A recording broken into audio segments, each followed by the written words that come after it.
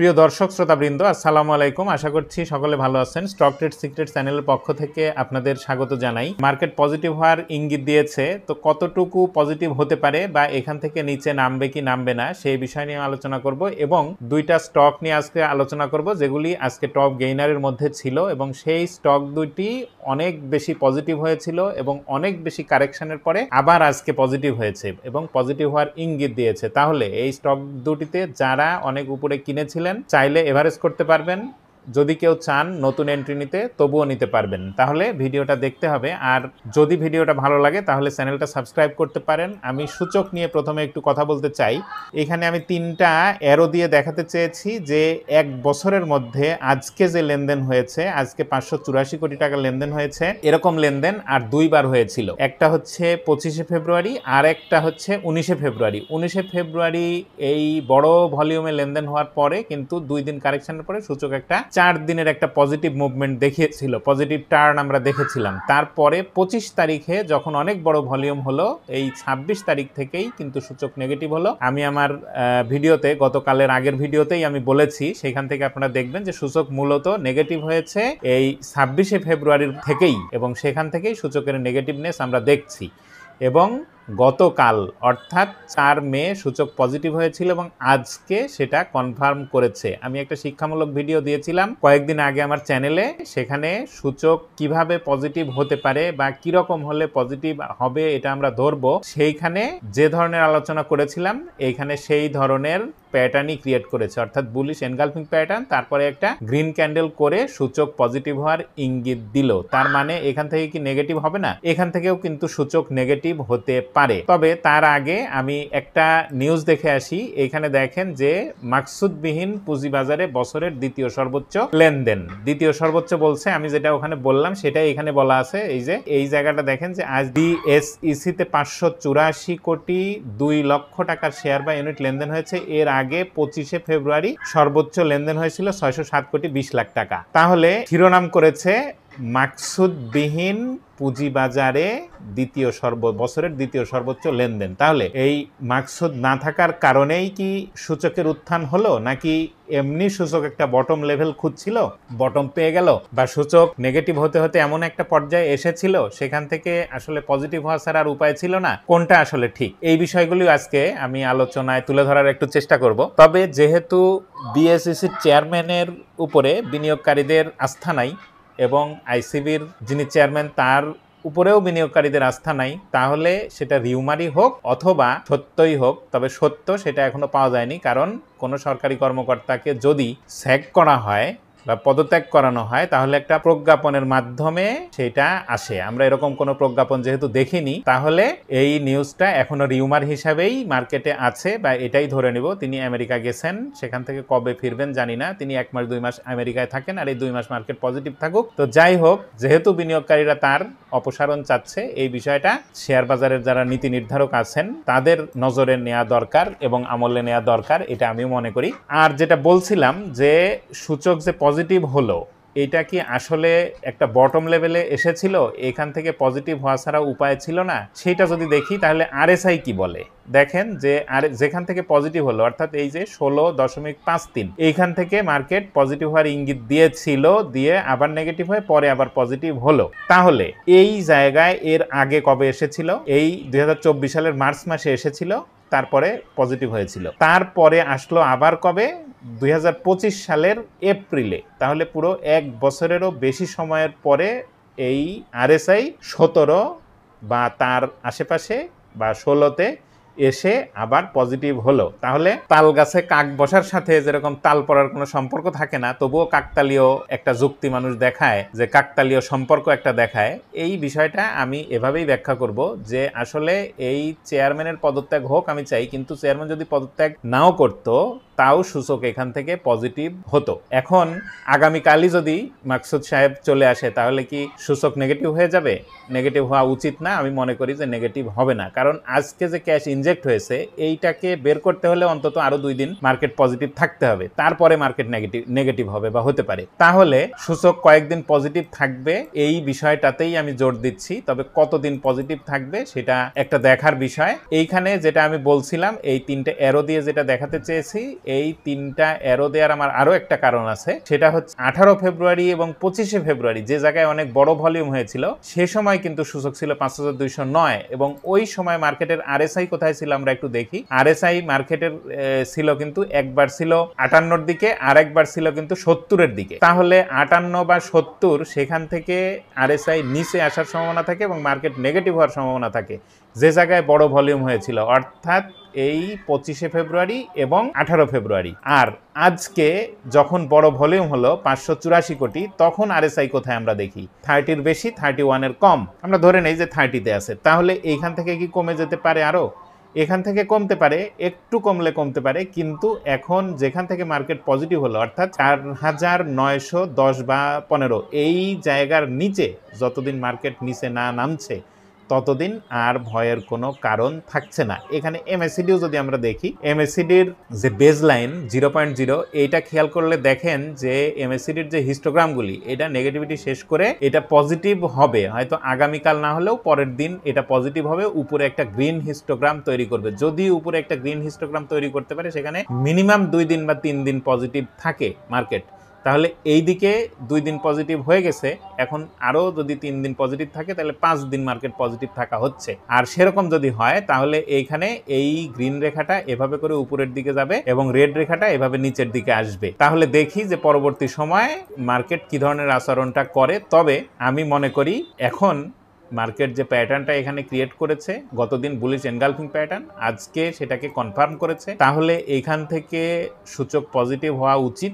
এখান থেকে যদি একটু কমেও যায় তবুও ভয়ের কোনো কারণ নাই। আমি যেটা বলছিলাম যে 4912, 10 থেকে 12, 14, 15 যেটাই হোক, এর নিচে যদি নেমে না যায় তাহলে আর কোনো সমস্যা আছে বলে আমি মনে করি না। তবে এখানে মুভিং এভারেজের যে ভ্যালু ইন্ডেক্সের সেটা 5014, এখন যেহেতু সূচকের অবস্থান 4964.7, তাহলে এই মুভিং এভারেজের ভ্যালু অনুযায়ী যদি ইন্ডেক্স বা সূচক বাই সিগন্যাল দেয় তাহলে যে কোনো স্টকেই অল্প অল্প করে হলেও কিছু না কিছু হলেও বিজনেস হবে, সেটা আপনারা খেয়াল রাখতে পারেন। আর আমি বারবারই বলে থাকি যে স্টক মার্কেটে ব্যবসা করা খুবই কঠিন। আপনি যে কোনো ব্যবসার থেকে সাথে যদি তুলনা করেন তাহলে স্টক মার্কেটের ব্যবসাটা কঠিন। কেন? কারণ হলো, ধরেন আপনি যে কোনো একটা ব্যবসা করেন, একটা কোম্পানির প্রোডাক্ট আপনি কিনেন এবং সেটা সেল করেন, কোনো কারণে সেই কোম্পানি বন্ধ হয়ে গেল, তাহলে আপনার ব্যবসায় কিন্তু তেমন কোনোই ক্ষতি হবে না, কারণ প্রত্যেকটা প্রোডাক্টেরই মার্কেটে অল্টারনেটিভ আছে।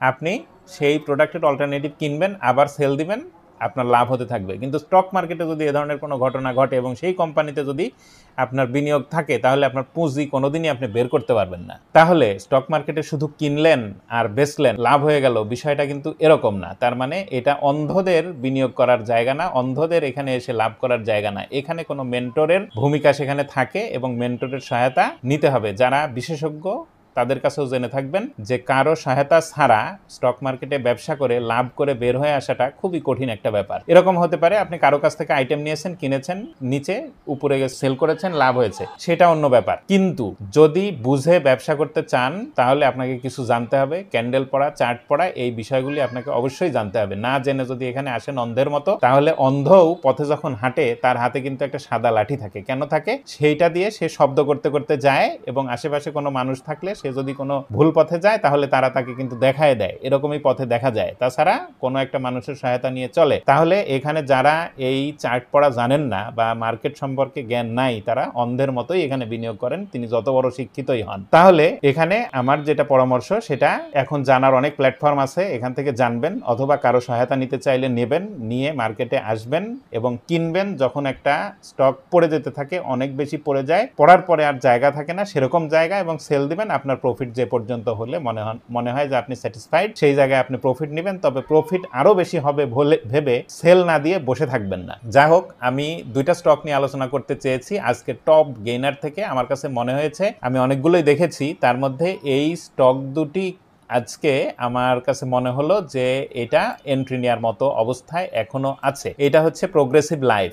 আমি এর ফান্ডামেন্টাল দিকে যাব না, আমি শুধু এর চার্টগত দিক থেকে কি অবস্থায় আছে সেই বিষয়টা আপনার এখানে এখানে তুলে ধরার চেষ্টা করব। তাহলে এই জায়গাটা যদি আপনারা খেয়াল করেন, এই জায়গাটা কিন্তু আজকে এটাকে বুলিশ এনগালফিং প্যাটার্ন যদি নাও বলা হয়, এটার মধ্যে একটা স্ট্রং বুলিশ ভাব আছে এবং এটা একটা হ্যামার ক্যান্ডেলের মতো ক্যান্ডেল ক্রিয়েট করলেও বড় একটা বডি, যদি এখানে উইকটা অনেক বড় লম্বা হতো তাহলে আরো বেশি শক্তিশালী হতো। তবে এখানে যেটা দেখার বিষয় সেটা হচ্ছে গত দিনের ক্লোজিং প্রাইস যদি আমরা দেখি, এখানে ক্লোজিং প্রাইস কিন্তু ছিল 43 টাকা 30 পয়সা। আজকের যেটা ওপেন প্রাইস সেটা কিন্তু 45 টাকা সমান সমান 45 টাকা। তাহলে এই যে 43 টাকা 30 পয়সা আর 45 টাকার মধ্যে যে একটা গ্যাপ, অর্থাৎ একটা গ্যাপ দিয়ে প্রাইস ওপেন হয়েছে এবং নিচে আসেনি, উপরে গেছে, তার মানে এই প্রোগ্রেসিভ লাইফের ভিতরে আজকে স্ট্রং একটা বুলিশ ভাব দেখা গেছে। তাহলে এই স্টকটা এখান থেকে কি নিচে নেমে যেতে পারে?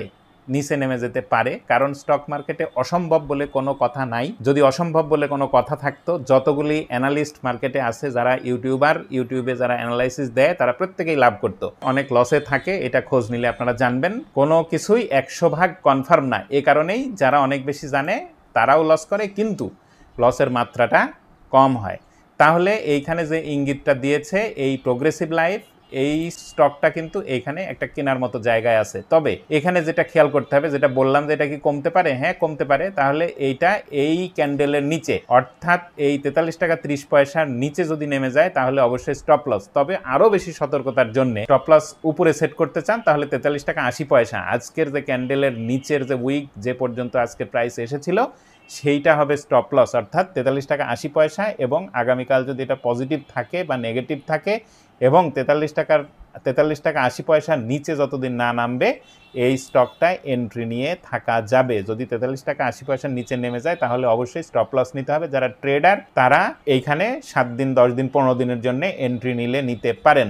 এরপরে এস আলম, এই স্টকটাও কিন্তু বেশ ভালো একটা প্রাইস র্যালি করেছে। 10 টাকা 11 টাকা থেকে কিন্তু এটা 30 টাকা 31 টাকা পর্যন্ত গিয়েছিল, মাঝে একটু বিরতি দিয়ে একটা রেস্ট নিয়ে কয়েকদিনের একটা কারেকশনের পরে। এখন এই যে গত 20 মার্চের পর থেকে এটা কিন্তু কারেকশনে ছিল এবং গত 27 এবং 24 এপ্রিল এই 2 দিনে এই স্টকটা কিন্তু এইখানে একটা বুলিশ হারামি প্যাটার্ন ক্রিয়েট করেছিল। আর এই বুলিশ হারামি প্যাটার্ন ক্রিয়েট করলে কি হয়, তার নিচে প্রাইস নেমে আসার সম্ভাবনা কমিয়ে ফেলে।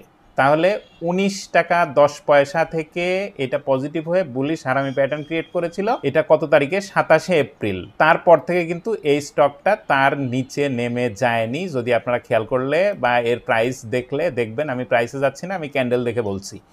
তাহলে আজকে যেটা হয়েছে, আমি গতদিন হ্যামার ক্যান্ডেল যেগুলি ক্রিয়েট করেছিল তার মধ্যে কিন্তু এই এস আলম ছিল, সেটা নিয়ে আমি আলোচনা করেছিলাম। হ্যামার ক্যান্ডেল ক্রিয়েট করেছে, তার মানে এই স্টকগুলোর প্রাইস নিচে নামতে দিচ্ছে না, এটা উপরে যাবে। তাহলে এই এস আলমের প্রাইসটা কিন্তু উপরে গেছে আজকে এবং মুভিং এভারেজের ভ্যালু অনুযায়ী বাই সিগন্যাল দিয়েছে। এখন দেখার বিষয় কি? এখন দেখার বিষয় এই স্টকটা যতদিন এই 20 টাকা 60 পয়সায়, অর্থাৎ যেদিন হ্যামার ক্যান্ডেলটা ক্রিয়েট করলো সেদিনের যে লো 20 টাকা 60 পয়সা, তার নিচে না নেমে যাচ্ছে ততদিন এই এস আলমে যদি আগামীকাল কেউ এন্ট্রি নেন তাহলে থাকা যাবে। এটা 24 টাকা 25 টাকা এই দিকটা যদি ব্রেক করে উপরে যেতে পারে তাহলে হয়তো 27 28 টাকা 30 টাকা এ পর্যন্ত যেতে পারে। তবে এখন যে জায়গায় আছে সেখান থেকে 24 টাকা 50 পয়সা থেকে 25 টাকা একটা সেল টার্গেট হতে পারে। যেটা বললাম যে এই হ্যামার ক্যান্ডেলের নিচে, অর্থাৎ 20 টাকা 50 পয়সা, এইটার হবে স্টপ লস। আরেকটা স্টক নিয়ে আমি আলোচনা করে আমার আলোচনাটা শেষ করে দিব। এটা হচ্ছে ক্যাপিটেক গ্রামীণ ব্যাংক গ্রোথ ফান্ড। এই স্টকটা দীর্ঘদিন কিন্তু 6 টাকা 70 পয়সা থেকে উপরে 7 টাকা 80 পয়সা এই এরিয়াটার মধ্যে এই স্টকটার লেনদেন হচ্ছে এবং এই 7 টাকা 80 পয়সায় যে আবার নিচে চলে আসছে। আজকে যেটা হয়েছে, ভলিউমটা অনেক বেশি হয়েছে, 7 টাকা 80 পয়সায় প্রাইসটা ক্লোজ করেছে, তবে উপরে গেলেও 7 টাকা 90 পয়সায় গেলেও প্রাইসটা ধরে রাখতে পারেনি। এখন দেখার বিষয় যে এই ভলিউমটা আগামীকাল কন্টিনিউ করে কিনা। যদি এই স্টকটার ভলিউম আগামীকাল কন্টিনিউ করতে পারে তাহলে এই স্টকটা উপরের দিকে যাবে, আর যদি উপরের দিকে যায় সেক্ষেত্রে 8 টাকা 8.5 টাকা এই দিকটা পর্যন্ত যাওয়ার একটা সম্ভাবনা আছে এবং 8 টাকা টাকা 8.5 টাকার উপরে যদি ক্লোজিং দিতে পারে তাহলে 9 টাকা 50 পয়সা পর্যন্ত যেতে পারে। আরেকটু ছোট করে যদি আমি এখানে দেখাই, এই স্টকটা কিন্তু এইখানে একটা ডব্লিউ প্যাটার্নের মতো প্যাটার্ন ক্রিয়েট করে ওই জায়গাটা ব্রেক করে, অর্থাৎ নেকলাইন 7 টাকা 80 পয়সা, এটা ব্রেক করে উপরে যেতে পারে নাই, আবারও নিচে এসেছে, এসে আবারও সেই 7 টাকা 80 পয়সায় গেছে। তাহলে দ্বিতীয়বার যেহেতু ব্রেক করে উপরে যেতে পারলো না, তৃতীয়বারে একটু রিটেস্ট করে এটা ব্রেক করার কথা বা ব্রেক করা উচিত। সেক্ষেত্রে এটা যদি এই নেকলাইন 7 টাকা 80 পয়সা ব্রেক করে উপরে যেতে পারে তাহলে 9 টাকা 9.5 টাকা পর্যন্ত যাওয়ার একটা চান্স তৈরি করেছে। তবে অবশ্যই দেখতে হবে 7 টাকা 80 পয়সার উপরে ক্লোজ হচ্ছে কিনা। তো আজকে এই ছিল আমার আলোচনা। যদি ভিডিওটা ভালো লাগে তাহলে লাইক দিতে পারেন, শেয়ার করতে পারেন এবং নতুন ভিডিও সবার আগে পেতে চাইলে চ্যানেলটা সাবস্ক্রাইব করতে হবে। ধন্যবাদ সবাইকে, ভালো থাকবেন।